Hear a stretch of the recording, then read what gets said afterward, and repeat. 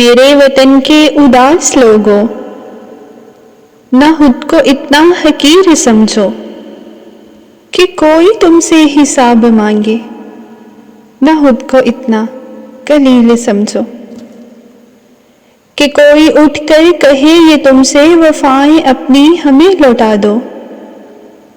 वतन ये अपना हमें थमा दो। उठो और उठकर बता दो उनको कि हम हैं अहले ईमान सारे,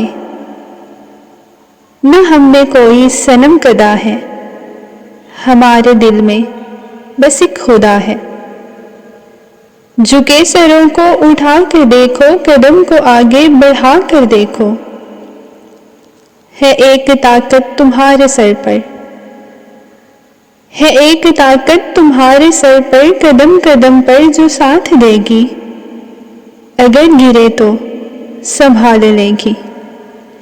मेरे वतन के उदास लोगों, मेरे वतन के उदास लोगों, उठो चलो और वतन संभालो। पाकिस्तान जिंदाबाद।